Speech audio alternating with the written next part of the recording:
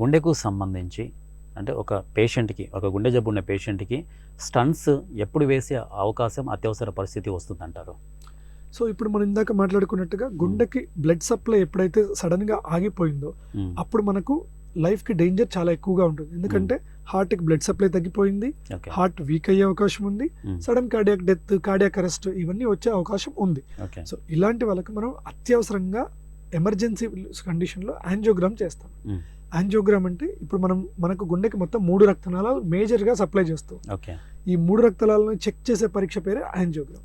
యాంజియోగ్రామ్లో మనం ఇందాక మాట్లాడుకున్నట్టుగా బ్లాక్ ఎగ్జాక్ట్గా ఎక్కడుంది, ఎన్ని ఉన్నాయో తెలుస్తుంది. సో ఒకవేళ ఒకటే బ్లాక్ ఉందనుకోండి, ఆ బ్లడ్ వెసల్లోకి మనం వైర్ వేసి వైర్ ద్వారా బెలూన్ పంపించి మళ్ళీ ఆ రక్తనాళం క్లోజ్ అవ్వకుండా ఉండడానికి స్టెంట్ అని వేస్తామండి.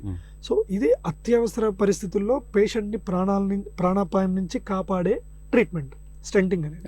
కొన్నిసార్లు ఇందాక మనం మాట్లాడుకున్నాం, షుగర్ పేషెంట్స్కి 90% జబ్బున్నా కూడా కొన్నిసార్లు ఇంకా హార్ట్ అటాక్ వచ్చి ఉండకపోవచ్చు. బట్ లక్షణాలు ఉంటాయి, నడిస్తే ఆయాసమనో, చెస్ట్లో పెయిన్ అనో, నడిస్తే ఇంకా హార్ట్ అటాక్ వచ్చి ఉండకపోవచ్చు. ప్రివెంటివ్గా వాళ్ళకి మనము హార్ట్ అటాక్ రాకముందే ఇలా 70% కన్నా ఎక్కువ ఉన్న బ్లాక్స్కి మనం స్టెంట్ ద్వారా ఆ కొలెస్ట్రాల్ బ్లాక్స్ని రిమూవ్ చేసి స్టెంట్ వేసి హార్ట్ అటాక్ రాకుండా ప్రివెంట్ చేయడానికి అవకాశం ఉంది.